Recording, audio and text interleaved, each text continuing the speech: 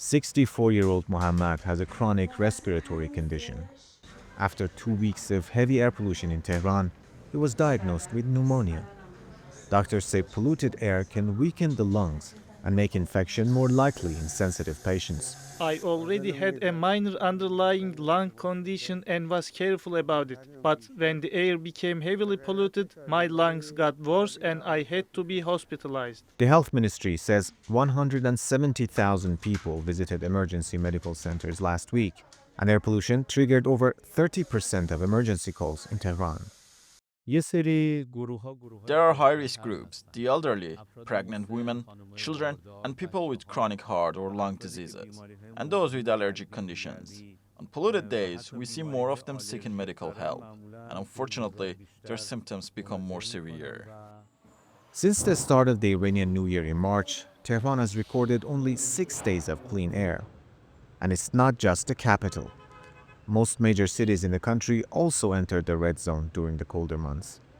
Official data show that around 59,000 deaths last year were attributed to air pollution, roughly 1 every 10 minutes. Air pollution is choking life here in Tehran as thick smog blankets the entire city. Schools and universities have been shut down, public offices ordered to work remotely, and traffic restricted. Yet the pollution continues to claim lives, proof that short-term measures are not enough. Experts say low-quality fuel in power plants and vehicles and domestic cars that don't meet emission standards drive pollution. Many power plants still burn heavy fuel oil known locally as mazout, adding to the problem. Diesel creates heavy particulate pollution, but it's not the only source.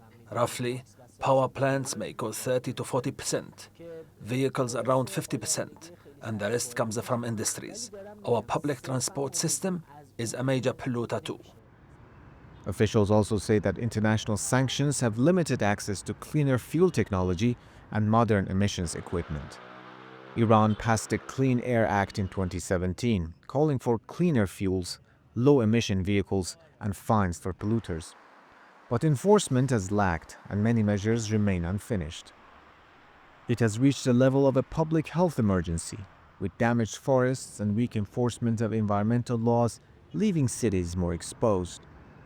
Reza Hatami, TRT World, Tehran.